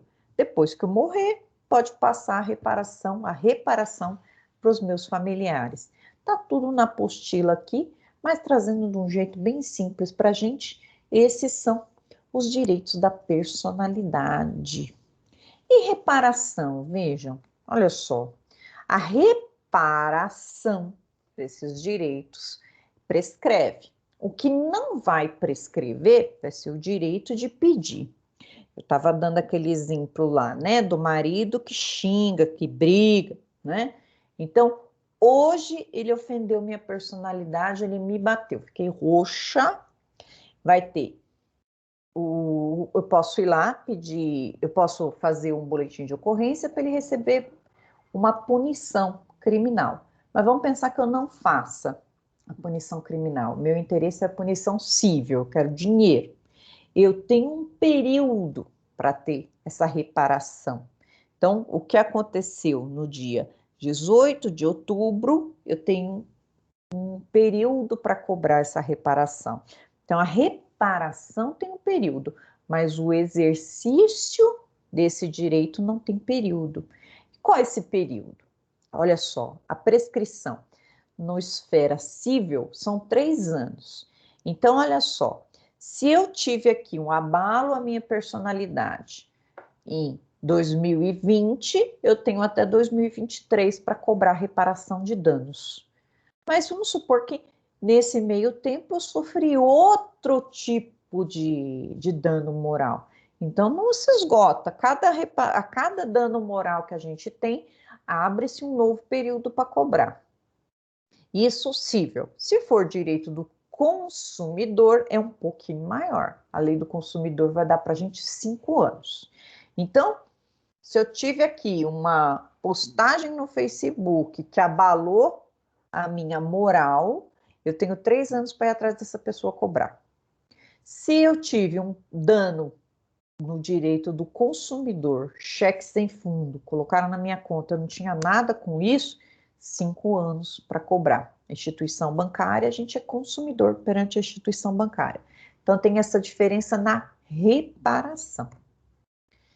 E aí, falando, né, que direito da personalidade, ele abrange esses 3, integridade física, moral e intelectual.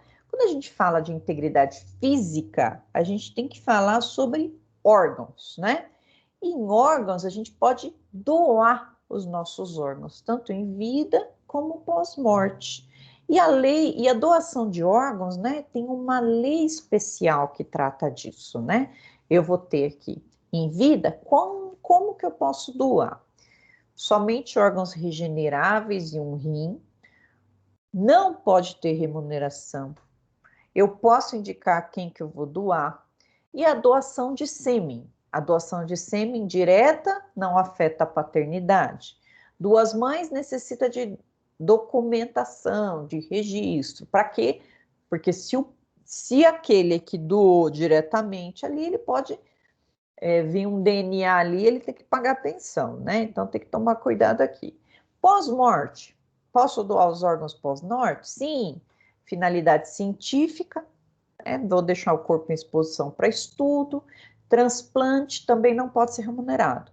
E no transplante pós-morte, tem uma diferença. Eu não posso indicar o destinatário. No pós-morte, vai ser o primeiro na fila de doação para receber. Então, eu não posso indicar o destinatário ali.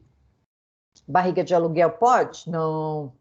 No Brasil, a gente chama de gestação de substituição, né? Olha lá, não é possível alugar o ventre no Brasil. E eu tenho essa resolução do Conselho Federal de Medicina que vai dizer quais são os requisitos para uma mulher doar, emprestar o ventre dela, né? Tem que ser da família, pode ser mãe, pode ser irmã, pode ser tia, mas nunca com dinheiro, nunca dinheiro. E aí, por fim, né, para a gente ir encerrando a aula de hoje, ainda falta uma hora, mas já vamos falar assim, porque é o último assunto da aula de hoje. Nós vamos falar, então, de morte. Nós vamos falar de morte. A morte aqui, né, nós vamos ter morte de fato, com corpo, né, eu tenho corpo, e na próxima aula nós vamos falar morte sem corpo, que é a presunção de ausência, né? Mas morte... o que significa morte para o direito, né? Morte. A morte, pessoal, nada mais é do que o cérebro inteiro parar. A gente chama de morte encefálica, né? E aí eu tenho a tal da eutanásia, eu tenho distanásia, eu tenho eutanásia, distanásia e ortotanásia. A gente tem o gênero eutanásia e algumas espécies. Eutanásia, vamos lá, propriamente dita, é a antecipação do momento da morte. Não é permitida no ordenamento jurídico brasileiro, podendo ser enquadrado como homicídio qualificado. Então, a eutanásia, eu vou lá e pum, desligo o aparelho e a pessoa morre. A pessoa está ali, com o respirador, respirando por aparelho. Se eu desligar, puxei a tomada da UTI para ligar meu celular ali, né? Eu tenho uma morte antecipada. Ela estava na máquina, eu tenho uma morte antecipada. Essa morte antecipada, para o direito penal, é um homicídio qualificado, porque eu não tive nenhum recurso que impossibilitou a defesa do ofendido. Então, eu tenho aqui artigo 121, parágrafo 2º, inciso 4º. Não posso interromper. Essa daqui é a eutanásia. Depois eu tenho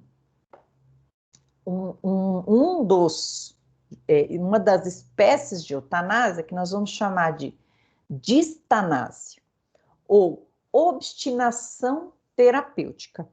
Enquanto na eutanásia propriamente dita, eu interrompo o processo de morte para que seja mais rápido, eu interrompo o processo de vida. Na distanásia, pessoal, eu prolongo essa vida da pessoa, mesmo que ela seja com sofrimento, mesmo que trate como um rato de laboratório.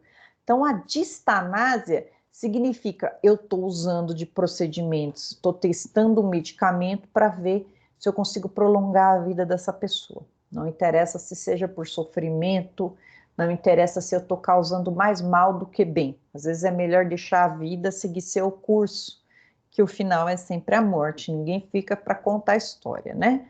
E o que é, então, distanásia ou obstinação terapêutica?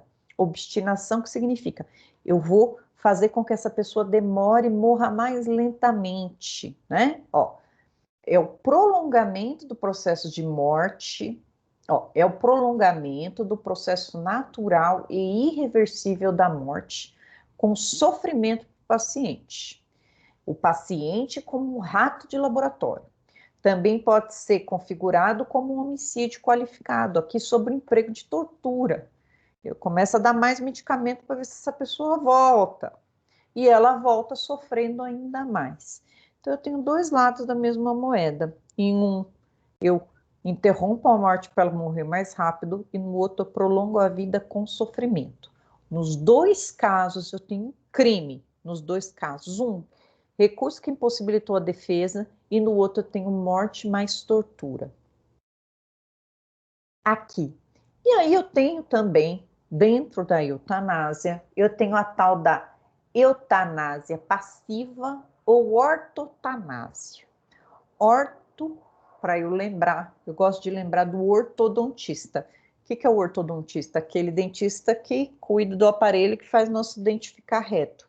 Então, do grego, tudo que vier orto é reto, certo. Orto, morte certa, né? A morte correta. Morte correta ou ortotanásia é deixa o processo natural de morte acontecer.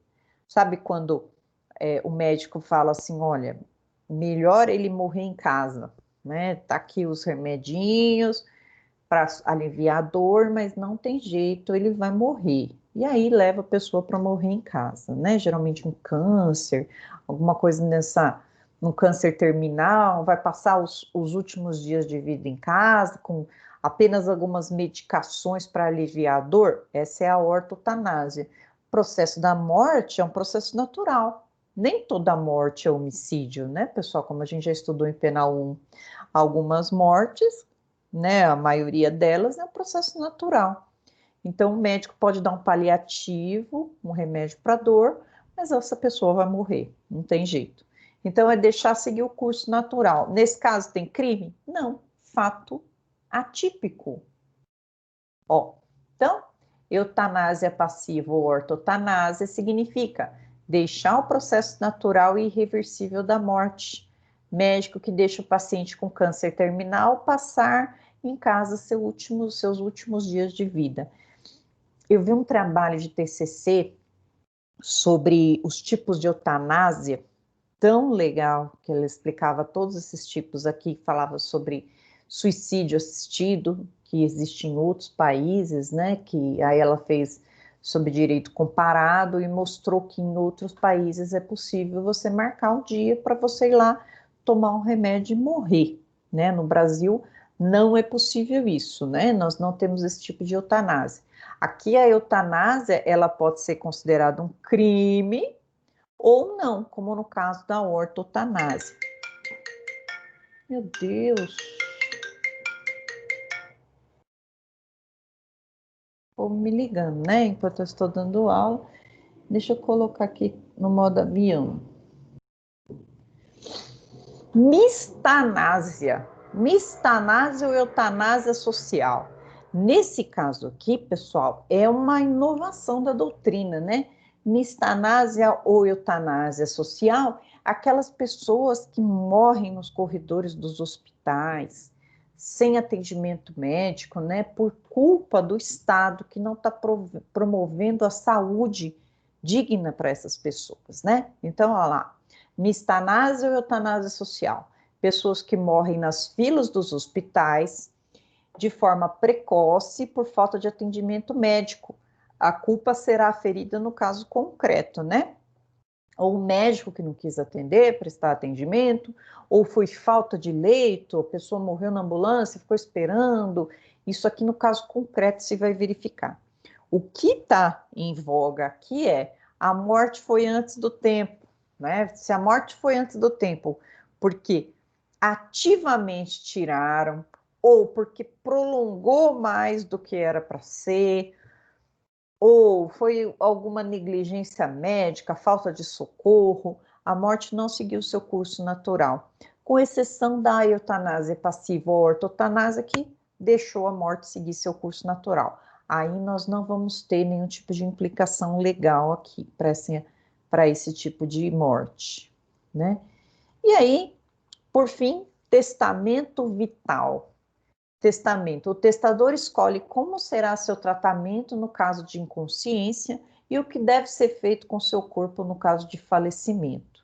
Aqui, né, a pessoa está dizendo como que quer ser tratado no pós-morte. Vida, em vida, ele vai dizer, né, que, olha, quero que meu corpo seja, se eu tiver parada cardíaca, não quero que me reanime, né? E no caso do ponto crítico que eu coloquei aqui, é o testemunho de Jeová.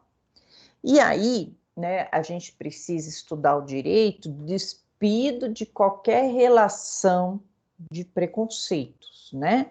Por quê? Porque a fé das pessoas é uma coisa que a gente deve muito respeito. Mesmo se você não concorda, você deve respeitar a fé das pessoas. Então, a ciência e a fé, elas seguem caminhos paralelos, né? Então, imagine que você tenha a fé que se você receber o sangue de uma outra pessoa, você vai ser contaminado pelaquela outra pessoa. Então, os pecados que aquela pessoa porventura tenha, vai para você. As pessoas dessa denominação aqui, né, da Testemunha de Jeová, eles preferem a morte do que viver uma vida de penitência, com a questão de receber o sangue do outro. Então, aqui a gente tem que ponderar, né, que uma pessoa que vai viver uma vida de penitência feliz, né, se a gente for ver pelo cunho religioso, é melhor que ela morra, porque as pessoas têm que ser respeitadas na sua crença, seja ela qual for, nós não temos uma religião oficial. Então, aqui o ponto crítico que a gente fala de Testemunha de Jeová é, né, acerca dessa responsabilização. Porque o que nossa lei diz, né? Nossa lei, ela é bem prática, ela vai falar assim, olha, se a pessoa estiver desacordada ou for uma criança, ela vai receber sim tratamento médico, porque ela não pode decidir. Porque se o médico não o fizer, ele que vai ser acusado de homicídio, né? Então, entre a crença, né, a crença da pessoa e a vida, o nosso direito faz isso aqui para a vida, né? Só que é uma situação que ela está sendo modificada no nosso direito, porque se a gente for pensar pelo lado dessa pessoa, né, a depender, essa pessoa prefere, se essa pessoa prefere morrer do que ter a fé dela, que vida digna que ela vai ter, sabendo que ela está contaminada, segundo a crença dela, de uma chaga incurável, né? Que depende da religião da pessoa. Mas o nosso direito é muito, muito objetivo, né? Se a pessoa não puder escolher, vai em estado de necessidade, o médico vai agir, né? Então, eu coloquei aqui o ponto crítico, testemunha de Jeová, porque mesmo se o testemunho de Jeová deixar um testamento vital, disser que ele não quer receber transfusão de sangue e que ele não quer ser ressuscitado, ele não quer, aparecendo uma situação de emergência, pessoa desacordada ou for criança, o médico vai agir. E isso aqui é uma briga enorme lá no STJ e no STF, falando necessariamente desses casos aqui. E o médico, pelo lado dele, ele pensa, vou defender a vida, depois, questão religiosa, ele resolve depois. Então, esse aqui é o ponto crítico que a gente tem que discutir acerca disso. E, deixa eu ver que oração. Por hoje, né, pessoal, não fiz intervalo, falamos aqui um pouquinho sobre da personalidade. Na próxima aula nós vamos falar sobre a ausência, né? Então a gente já vai adentrar a nossa apostila na parte de ausência. E tem alguém levantando a mão. Agora que eu vi, agora que eu voltei aqui, que eu tô vendo que alguém levantou a mão. Fala, dona Débora. Bom dia, professora. Bom dia, pessoal, tudo bem? Tá Débora, me obrigada ouvindo? da homenagem que você fez lá para mim na live, viu? Obrigada. Você viu? Achei Falou que que não mandou tinha Feliz Dia dos visto. Professores, claro que eu vi. Mas eu Eu queria achei que aqui não com tinha. você. De Obrigada. nada, você merece, vocês merecem. Obrigada. Professora, você falou da doação de órgãos, que não pode identificar o doador, né? Em E morte, aí, depois da morte. Em vida pode. então, depois da morte, às vezes eu já vi alguns vídeos na televisão da pessoa, que a pessoa, eu vi o coração